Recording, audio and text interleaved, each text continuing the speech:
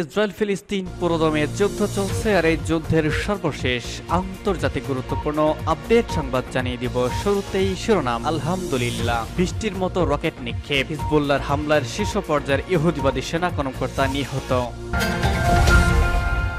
এরপর জানিয়ে দিব আরবদের উচিত ইসরায়েলকে সন্ত্রাসী হিসেবে তালিকাভুক্ত করা, বলছেন হুথি। এরপর জানিয়ে দিব পশ্চিমাদের ধরাশয় করতে এবার চীন রাশিয়ার নতুন অস্ত্র। আর রয়েছে গুরুত্বপূর্ণ পাহাড়ি শহর রাশিয়ার দখলে, নতুন চ্যালেঞ্জের মুখে ইউক্রেন। এবং সর্বশেষ জানিয়ে দিব 4 শতাধিক আসনে জিততে চলেছে লেবার পার্টি, ব্রিটিশ প্রধানমন্ত্রী ঋষি সুনাকের বিদায়ের ইঙ্গিত। এতক্ষণ শুনছিলেন গুরুত্বপূর্ণ সংবাদ শিরোনাম, এখন জানিয়ে দিব বিস্তারিত। বৃষ্টির মতো রকেট নিক্ষেপ, হিজবুল্লাহর হামলার শীর্ষ পর্যায়ের ইহুদিবাদী সেনা কর্মকর্তা নিহত। লেবাননের ইসলামী প্রতিরোধ আন্দোলন হিজবুল্লাহর ব্যাপক রকেট হামলায় ইহুদিবাদী ইসরায়েলের একজন মেজর পদমর্যাদার সেনা নিহত হয়েছেন। ইসরায়েলের বড় বড় সামরিক বাহিনীর হামলায় হিজবুল্লাহর সিনিয়র কমান্ডার হাজ আবু নামে শহীদ হওয়ার পর হিজবুল্লাহ অধিকৃত গোলান মালভূমির ইসরায়েলি সামরিক অবস্থান লক্ষ্য করে অন্তত 200 রকেট নিক্ষেপ করেছে। এর পাশাপাশি হিজবুল্লাহ যোদ্ধারা বিস্ফোরক ভর্তি বৃষ্টি ড্রোন দিয়ে হামলা চালিয়েছে। ইসরায়েল গণমাধ্যমকে জানিয়েছে নিহত সেনার নাম মেজর ইটাই গালেয়া। সে ইফতার রিজার্ভ আর্মড ব্রিগেডের ডেপুটি কোম্পানি কমান্ডার হিসেবে দায়িত্ব পালন করছিল। টাইম অফ ইসরায়েল বলছে হিজবুল্লাহর রকেটের সরাসরি আঘাতে এই মেজর মারা যায়। ইসরায়েলি গণমাধ্যম আরও বলছে গত 9 মাসের মধ্যে গতকালই হিজবুল্লাহ সবচেয়ে বড় ধরনের রকেট অভিযান চালিয়েছে। এতে ইসরায়েলের উত্তরাঞ্চলে বহু জায়গায় ব্যাপকভাবে আগুন ধরে গিয়েছে।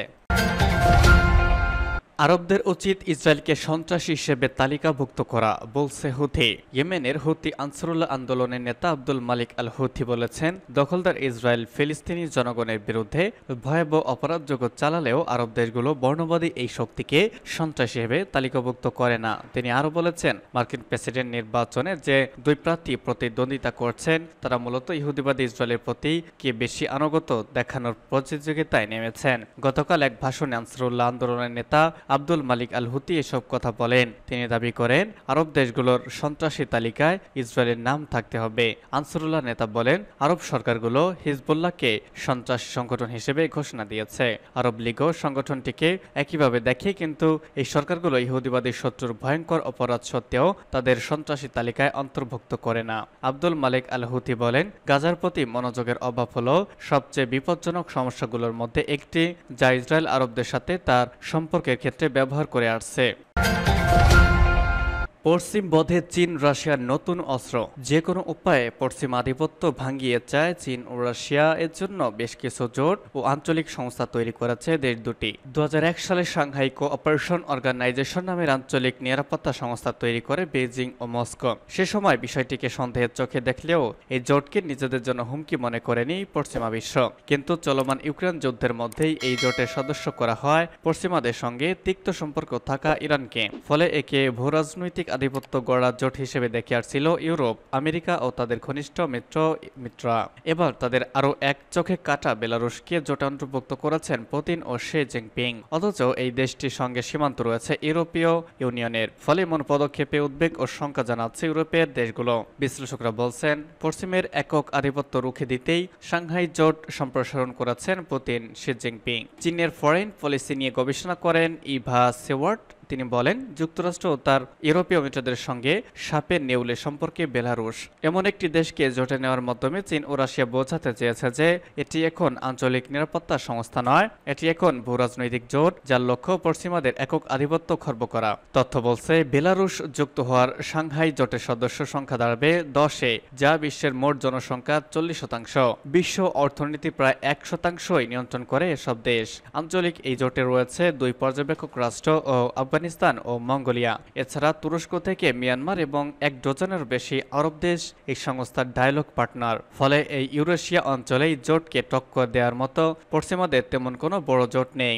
ইভা সিওয়াট বলেন ইউক্রেন যুদ্ধের কারণে পশ্চিমা নিষেধাজ্ঞায় জর্জরিত রাশিয়া, ফলে অনেকটাই একঘরে অবস্থায় পুতিনের দেশ। কিন্তু এই জোটকে ব্যবহার করে পুতিন বিশ্বকে বোঝাচ্ছেন তিনি একা নন। অন্যদিকে যুক্তরাষ্ট্রের সঙ্গে বাণিজ্য যুদ্ধে লিপ্ত রয়েছে চীন, ফলে তারাও পশ্চিমকে গুরুত্ব না দিয়ে জোটে প্রকল্পের সম্প্রসারণ বাড়িয়ে তুলছেন। অথচ এতদিন বাণিজ্যের জন্য হলেও এ পথে হাঁটেনি জিনপিংয়ের দেশ। এখন যেহেতু তলোয়ার খাপ খেতে থেকে বেড়ে হয়েই গিয়েছে, তাই কৌশলে নয় বরং রাগঢাক ছাড়াই পশ্চিমাদের আধিপত্যকে রুখে দিতে হলো ভারী করছে দল চীন ও রাশিয়া। গুরুত্বপূর্ণ পাহাড়ি শহর রাশিয়ার দখলে, নতুন চ্যালেঞ্জের মুখে ইউক্রেনের পূর্বাঞ্চলে গুরুত্বপূর্ণ পাহাড়ি শহর চাবিস ইয়ারের একাংশ অংশ দখল করেছে রুশ বাহিনী।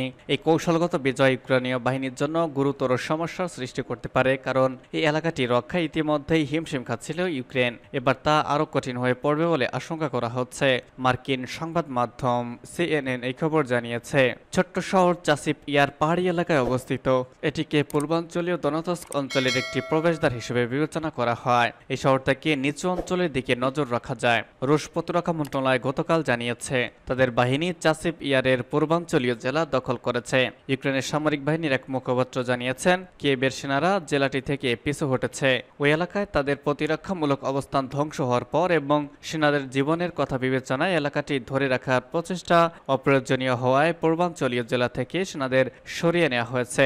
ইউক্রেনের জাতীয় টেলিভিশনকে দেশটির সেনাবাহিনীর খর্তিতা সিয়া গ্রুপের মুখপাত্র নাজার ভলোসিন বলেছেন, গতকাল চাসিপ ইয়ার এলাকায় সব ধরনের অস্ত্রের 238টি আক্রমণ লিপিবদ্ধ করা হয়েছে। একই সময় ইউক্রেনের পর্যবেক্ষণ দল ডিপ স্টেট জানিয়েছে রুশ বাহিনী কৌশলগতভাবে গুরুত্বপূর্ণ একটি রাস্তা দিকে অগ্রসর হচ্ছে, যা বাকমুতকে সংযুক্ত করে। এই রাস্তা ইউক্রেনীয় সামরিক বাহিনীর জন্য একটি প্রধান সরবরাহ লাইন। চাসিপ ইয়ারের অংশ থেকে ইউক্রেনীয় বাহিনীর প্রত্যাহার কিয়েভের জন্য একটি উদ্বেগজনক ঘটনা, কারণ এটি কয়েক মাস ধরে নিরন্তর রুশ আক্রমণের পর সম্মুখভাগ স্থিতিশীল করতে মনোযোগ দিয়েছে। এদিকে পশ্চিমা সামরিক সহায়তার বিলম্বের কারণে কিয়েভের গোলাবারুদের ঘাটতির সুবিধা নিচ্ছে রাশিয়া। পূর্বাঞ্চলীয় রণক্ষেত্রের পাশাপাশি উত্তরের খার্কিভেও হামলা চালাচ্ছে রুশ সেনারা। এর ফলে পূর্বাঞ্চল থেকে কিছু সেনাকে উত্তরে মোতায়েন করতে বাধ্য হয়েছে কিয়েভ। তবে সাম্প্রতিক সপ্তাহগুলোতে পশ্চিমা অস্ত্র অবশেষে ফ্রন্ট লাইনে পৌঁছানোর পরেই ইউক্রেনের জন্য পরিস্থিতি উন্নত হতে শুরু করেছে। খার্কিভের দিকে একটি সম্ভাব্য বড় রুশ আক্রমণ প্রতিহত করা হয়েছিল এবং পূর্বাঞ্চলীয় রণক্ষেত্রে অপেক্ষাকৃত স্থিতিশীল হয়ে উঠেছিল। ইউক্রেন জোর দিয়ে বলছে তারা এখনও চাসিপ ইয়ারের পশ্চিম অংশ নিয়ন্ত্রণ করছে এবং পূর্ব অংশ থেকে সেনা প্রত্যাহারের একটি কৌশলগত সিদ্ধান্ত ছিল। পর্যবেক্ষণ দল ডিপ স্টেট জানিয়েছে জেলাটি সম্পূর্ণ ধ্বংস হয়ে গেছে এবং ধ্বংসাবশেষ ধরে রাখা শুধু ক্ষতি বাড়াবে। এলাকাটি থেকে সরে আসা কঠিন সিদ্ধান্ত হলেও যৌক্তিক। এবং সর্বশেষ জানিয়ে দিব, 4 শতাধিক আসনে জিততে চলেছে লেবার পার্টি। ঋষি সুনাকের বিদায়ের ইঙ্গিত। 6 সপ্তাহ নির্বাচনী প্রচারণার পর যুক্তরাজ্যের সাধারণ নির্বাচনের অংশগ্রহণ সম্পন্ন হয়েছে। গতকাল ইংল্যান্ড, স্কটল্যান্ড, ওয়েলস এবং উত্তর আয়ারল্যান্ডের 40,000 কেন্দ্রে ভোটাররা তাদের পছন্দের প্রার্থীদের ভোট দিয়েছেন। ভোটগ্রহণ শেষে চলছে গণনা। এর মধ্যেই সামনে এসেছে এক্সিট পোল বা নির্বাচনের বুথ ফেরত সমীক্ষা। আর এতেই বলা হয়েছে যুক্তরাজ্যের নির্বাচনে 4 শতাধিক আসনে জিততে চলেছে লেবার পার্টি। আর এমন হলে বর্তমান প্রধানমন্ত্রী সুনাকের বিদায় নিশ্চিত হয়ে যাবে। আজ এক প্রতিবেদনে তথ্য জানিয়েছে বার্তা সংস্থা রয়টার্স এবং সংবাদ মাধ্যম বিবিসি। 1945 সালের পর থেকে যুক্তরাজ্যে প্রথমবারের মতো জুলাই মাসে অনুষ্ঠিত হচ্ছে সাধারণ নির্বাচন। গতকাল লন্ডনের স্থানীয় সময় সকাল 7টা থেকে রাত 10টা পর্যন্ত ভোটগ্রহণ অনুষ্ঠিত হয়েছে। হাউস অব কমন্সের 650 সদস্যকে নির্বাচনের জন্য প্রায় 4,60,00,000 ভোটার রয়েছে। প্রতিটি জায়গায় ফলাফল রাতে এবং আজ সকালে ঘোষণা করা হয়েছে। সরকার গঠনের জন্য রাজনৈতিক দলগুলোকে অর্ধেকের বেশি অর্থাৎ অন্তত 326টি আসনে জয় পেতে হবে। নিয়ম মাফিক পরবর্তী সাধারণ নির্বাচন 2025 সালের জানুয়ারির মধ্যে অনুষ্ঠিত হওয়ার কথা ছিল। অনেকে আগামী শরতে তথা অক্টোবর মাসে নির্বাচন হতে পারে এমন অনুমান করলেও বাস্তবে তা হয়নি।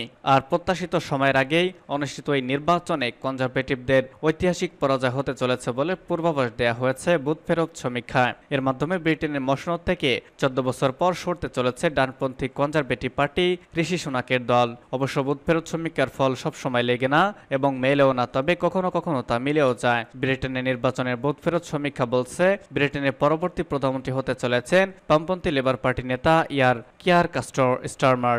গতকাল ভোটগ্রহণ শেষ হওয়ার পর এক্সিট পোলগুলো জানিয়েছে 650 আসনের ব্রিটিশ পার্লামেন্টে 410টি আসন জিততে চলেছে লেবার পার্টি। অন্যদিকে সুনাকের কনজারভেটিভ পার্টি আটকে যেতে পারে মাত্র 131টি আসনেই। ব্রিটেনে গত 6টি সাধারণ নির্বাচনে শুধুমাত্র একবারই ভুল করেছিল এক্সিট পোল। 2015 সালে পূর্বাভাসে বলা হয়েছিল কেউ স্পষ্ট সংশ্লিষ্টতা পাবে না, কিন্তু কনজারভেটিভরা সংশ্লিষ্টতা পেয়েছিল। তবে তারপর থেকে ব্রিটেনে মসনদে বসেছেন 5 জন ভিন্ন ভিন্ন প্রধানমন্ত্রী। এদিকে ভোটগ্রহণ শেষের পর বাংলাদেশ সময় আজ ভোর থেকে ভোট গণনা চলেছে। গণনার শুরুর প্রবণতা বুথ ফেরত সমীক্ষার ফল মিলে যার ইঙ্গিত দিয়েছে। 5 ঘন্টার গণনার পর লেবার পার্টির ঝুলিতে ইতিমধ্যেই 89টি আসন চলে এসেছে, আর সোনাকের কনজারভেটিভ পার্টিরা পেয়েছে মাত্র 10টি আসন। উল্লেখ্য, জনমত সমীক্ষায় অনেক পিছিয়ে থাকা সত্ত্বেও গত মাসে বা মে মাসে আয়োজনে প্রয়োজনের থেকে অনেক আগে নির্বাচনে ঘোষণা দিয়েছিলেন ঋষি সুনাক, যা তার প্রতিপক্ষকে তো বটেই নিজের দলকেও চমকে দিয়েছিল। তিনি আশা করেছিলেন এর মধ্যে লেবারদের সঙ্গে ব্যবধান কমিয়ে তিনি এনে ফেলবেন, কিন্তু নির্বাচনে তার প্রচার সেভাবে সাড়া ফেলতে পারেনি। লেবার নেতা কিয়ার স্টারমারকে ক্ষমতায় আনার জন্য যে জনগণের মধ্যে ব্যাপক উৎসাহ রয়েছে তা নয়, তিনি যে পরিবর্তনের সহজ সরল বার্তা দিয়েছেন তা ভোটারদের মধ্যে প্রভাব ফেলেছে বলে মনে করা হচ্ছে।